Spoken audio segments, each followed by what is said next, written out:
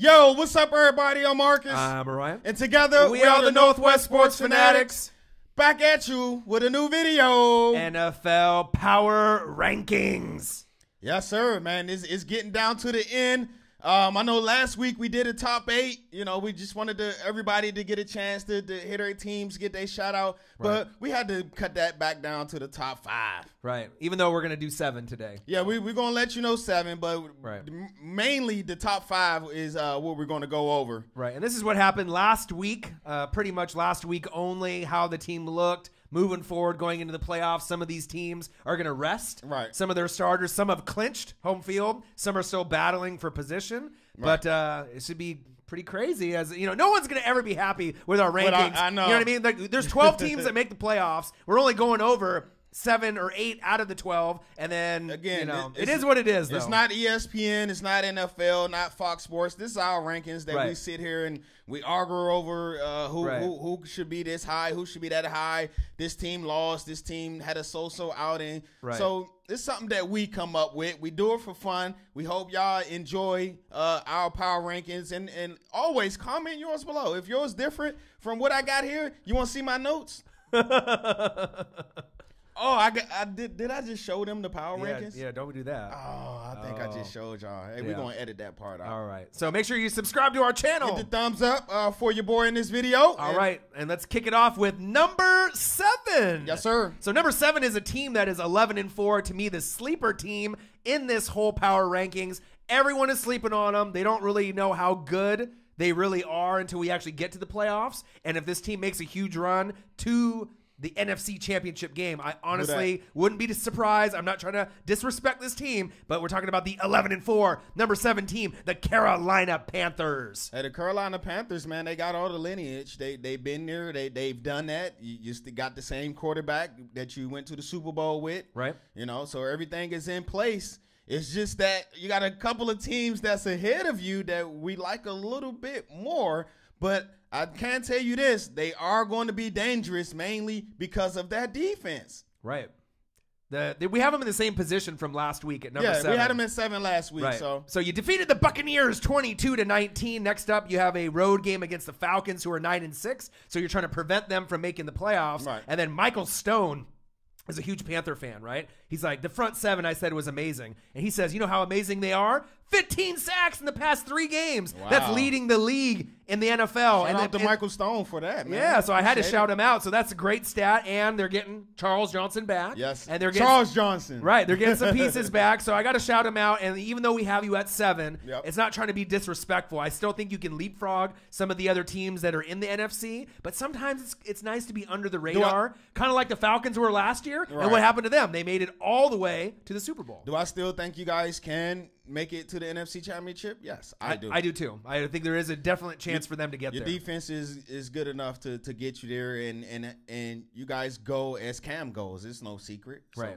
And hopefully his maturity will keep getting better and better as the weeks go on. All right, who you got at number 6? Who we got at number 6? All right, number 6 is a team where we have down 2 spots. Even though they're still winning games, I still like this team, but key injuries on offense and defense make us have a question mark. How good is this team really going to be? Right. We're talking about the 12-3 Pittsburgh Steelers at number 6. Yeah, a big downer for me for moving them outside of the top 5 is, of course, AB. You lose the MVP candidate, the best wide receiver in the game, and you also, on top of losing AB, you lose your quarterback, your MVP of your defense, and Ryan Shazier. And as we have seen the last couple of games, you definitely are missing him. Right. And this was tough for us. They were right there at like kind of 4 through 6. Right. You know, you could kind of interchange a couple teams. You defeated the Texans 34-6. So you're still winning games.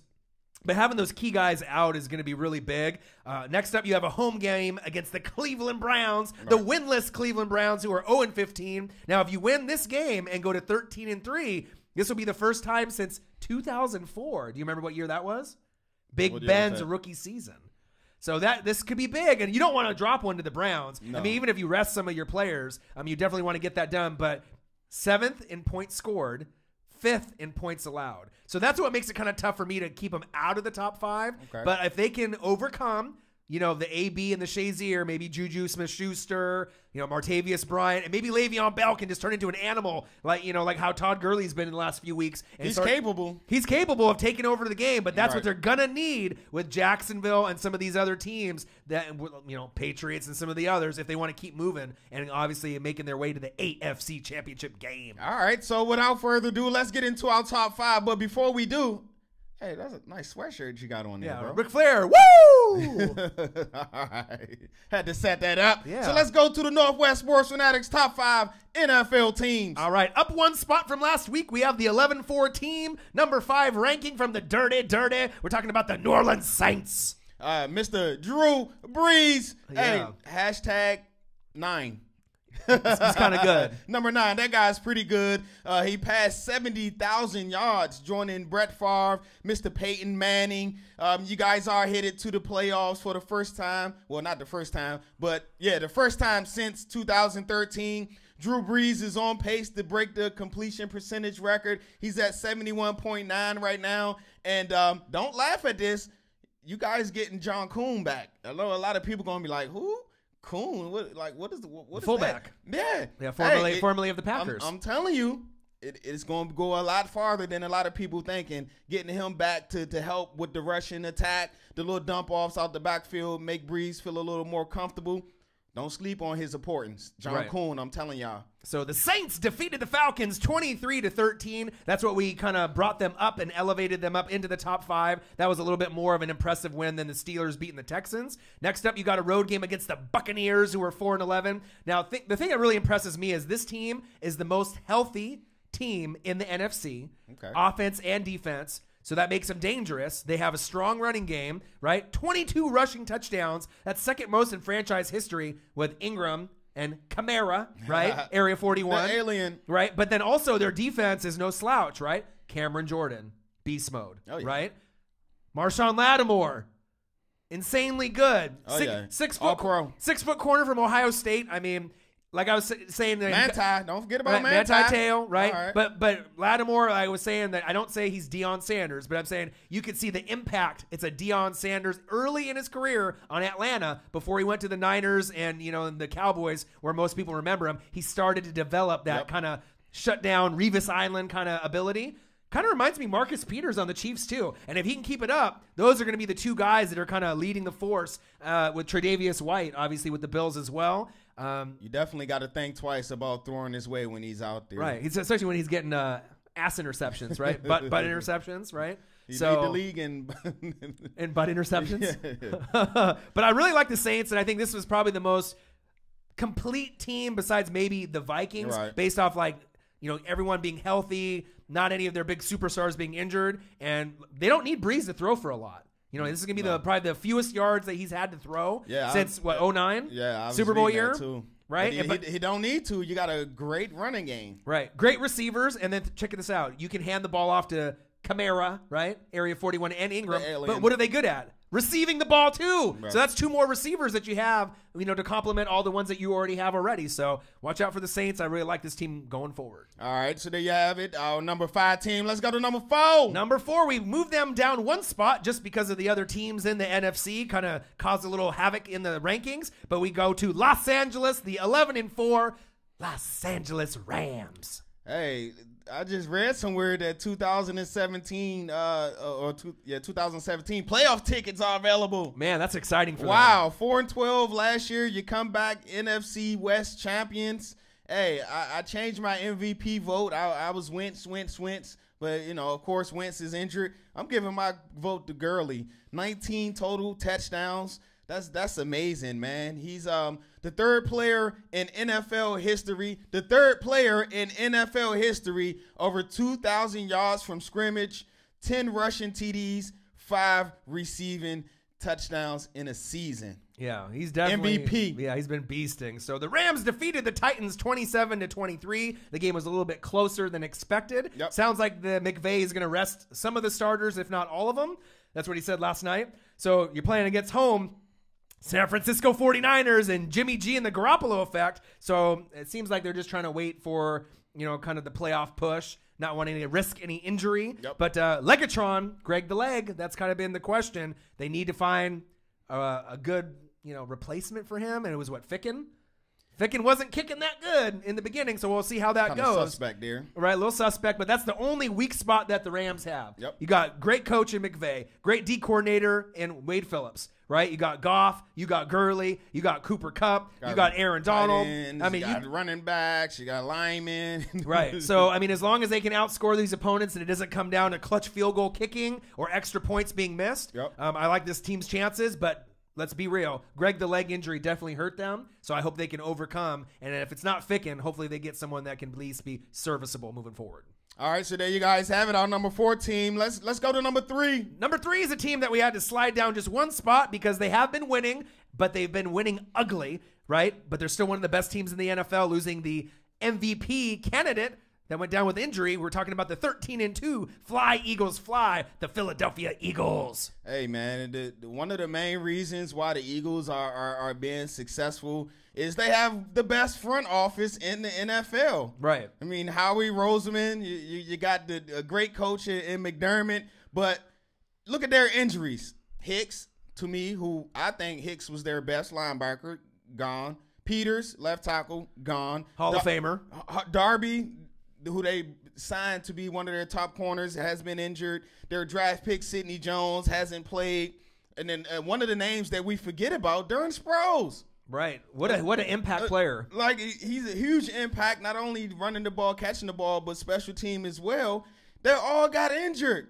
But what did the front office do? They got the 4 horsemen, baby! They got the 4 horsemen, picked up the slack. They made sure that their roster was stacked. Not only the backups, but the backups. And I was just reading that their starter was Joe Walker, a linebacker. He was a healthy scratch. And for Donnell Ellaby, who they just signed November 12th, they just picked him up off of I don't know if he was on the streets, but he's a starter, and he's making plays, 4 tackles, 1 tackle, 4 loss. And I believe he's going to be the starting linebacker going forward for this playoff push. But shout out to Howie Roseman, man. I don't know how they do it, but they just keep coming up with players. When their players get injured, they come up with players, and their players come in and they produce. Especially with the whole Chip Kelly fiasco. Obviously me being a Duck fan and right. You as well. He goes there, right? And what does he do? Jeremy Maclin, LaShawn McCoy, and Deshaun Jackson. It's like, what the hell are you doing getting rid of all these superstars? But look how they rebounded. Yep. This team may not be in a better position if those guys were still on the team. Howie had the power. They gave it to Chip. Chip fucked it up. He fucked it all up. Sorry for my language. Yeah. And then now Howie got it back. Yeah.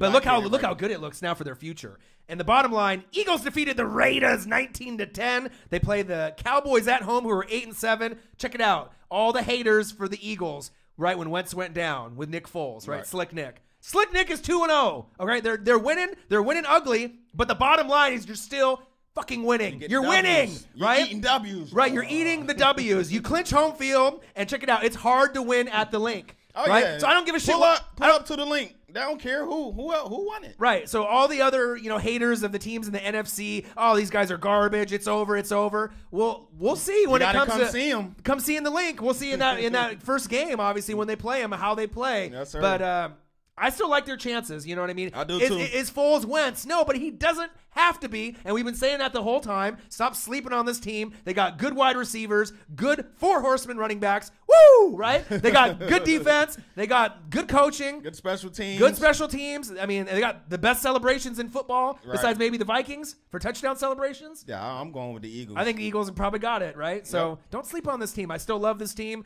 And like I said, I would like to keep them at number 2.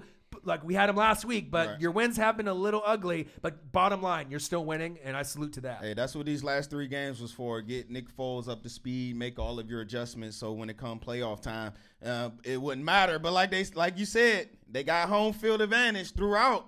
So you got to come to the Link. You got to pull up, and I don't think nobody want to see them out there in Philly with those fans getting lit. Right. So there you guys have it. Right. And you got to think, out of all the teams, if any other team lost the MVP candidate, would they be in this kind of position? Hell no, they wouldn't be, because they wouldn't have the depth that the Eagles have created based off their great GM and front office. Yes, these guys are in the best position for losing. It's like losing a Tom Brady and he goes out and then you have to put in someone else. even in that situation, I think that the Eagles would be better off based on who they have as their backups. His best left tackle, his cornerback's been right. You hear the Eagles fans crying about Peters and their linebacker. You don't hear the Eagles fans crying about that at all, and that's why I salute you guys, and I think you guys are legitimate contenders. Wave off the haters. You guys are still legit. All right. Anybody got a problem, tell them come see you in the link. Right. Absolutely. All right. There you guys have it. Our number 3 team. Let's go to number 2. Number 2, we have a team that moved up 3 spots from our last week rankings. They had a shutout against the Green Bay Packers. Yes. We're talking about the 12-3 Minnesota Vikings. Kings of the North. The Kings of the North. Yeah. Hey, you know, there's a saying going around right now called secure the bag. Yeah. Right? The Vikings trying to secure the bye. Right. They trying to secure that bye, and they riding a hot wave of Case Keenum, 3,300 yards passing, 21 TDs, only 7 interceptions. Not only is he playing good, you go to the flip side, you got the best defense in the league. They're only giving up 16 points per game, 280 yards per game. That's nothing. You can't move the ball with that. But a huge thing going forward, if they can secure the bye, you know what I mean? Latavius Murray has been a serviceable running back filling in for Mr. Cook. Right. He's not the game changer as Cook is, but he's still serviceable. And one thing he does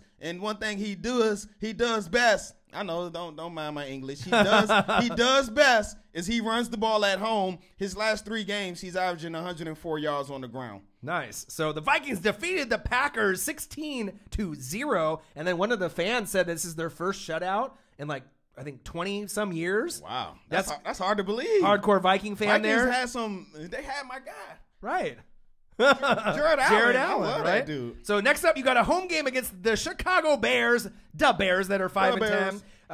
But the thing is with this team is they're the most complete team right now based off not having any huge injuries like the Saints, right? But the thing is, player for player on the defense, it's hard to argue that there's a defense better than this one. On every level, on the line, the linebackers, and the secondary, yeah, the Panthers have a great front 7. You know, yeah, the Eagles have a good front 7. Right. But when it comes back to that back end, who's better than Harrison Smith? With all those other teams there is no other player that's on that level. And then you got Rhodes, Xavier Rhodes, lock him up, right? And then you got plenty of other Trey players. Waynes, you got McKenzie in the slot.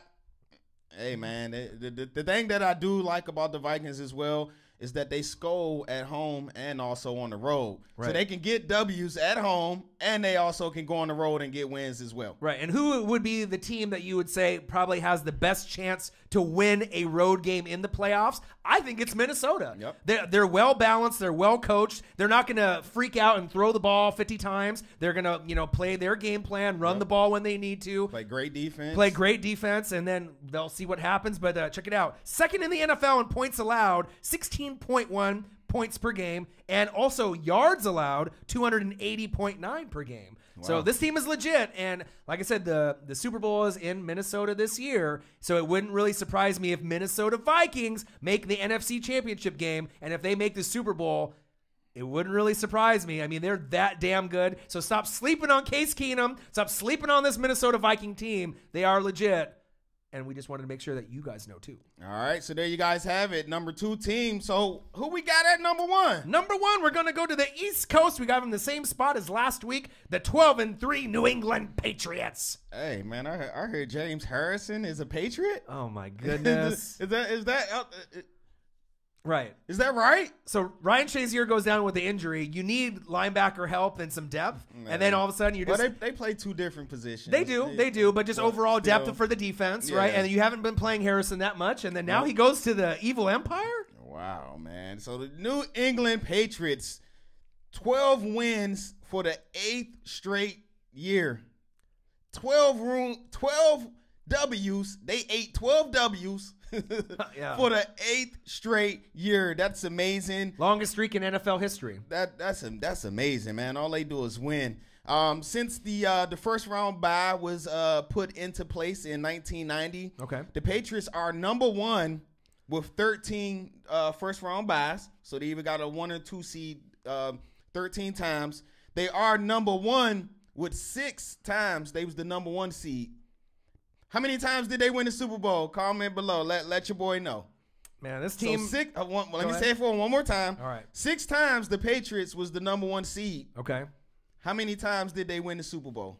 Now you got all of them on Google and Yahoo. I know. That's what we do. That's what we're here for. Right, looking that up. So the Patriots defeated the Bills in some controversy, 37-16. Next up, you got a home game against the New York Jets, who are 5-10. The last time that the Patriots lost to the Jets at home was in 2006. Wow. And I believe around that time was the Mark Sanchez era when they went to back-to-back AFC championship games back then. So Rex Ryan and that defense. It's been a long time. Tom Brady, MVP candidate. What can you say about the Patriots? I mean, they're the best coach team typically from year to year. Matt Patricia, Josh McDaniels, Bill Belichick. Yep. And if you look at their roster, really look at it player for player, there's a lot of no-name players. Who the hell are these guys on the team? They got the Patriot uniform on and they're running around. Right. But who are they? They literally get the most out of their no-name players and they produce at the highest level. Kind of just trying to run an organization a certain way. Yes, they've had some scandals. They've had some kind of bumps in the road, right? The gates. Right, some gates. Multiple gates. There's a few gates. Kind of gates, right? But, I mean, you can't discredit some of the things that they've done, especially last year, right. The 28-3 to the Falcons. I mean, who could do that? You know what I mean? So this team is number 1.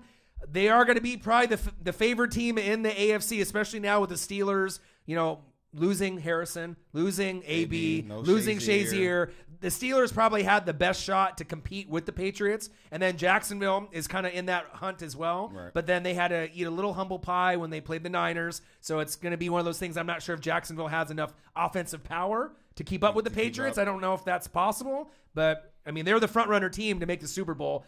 Like it is every year when we go into every year. They're the front-runner team to go and the front-runner to win almost every year. All right. So today you guys have it. Our top 5 teams. Top 7. Top Sam. 7. My bad. I forgot the other 2. Left them out. We'll be back at you real soon with a new video. Yeah, I think we got 2 more to go through today, yes, sir. And then we'll bang out the rest tomorrow. Comment your top 5 teams. Comment below. Let us know where we went right, where we went wrong with our rankings. Like I said, we always in the comment section. We want to know what y'all think. Right, and if you guys want to bring it all the way down to a top 7, then write down your top 7 and comment below. And we'll be right back at you. Make sure you subscribe to our channel. Hit the thumbs up on this video for your boy. And we'll be right back to work. I'm Marcus. This is my guy, Ryan. I only got one question for you. Who you know talk sports like us? Northwest Sports Fanatics. Woo! 4 Horsemen, baby. Bro, they probably think we crazy, man.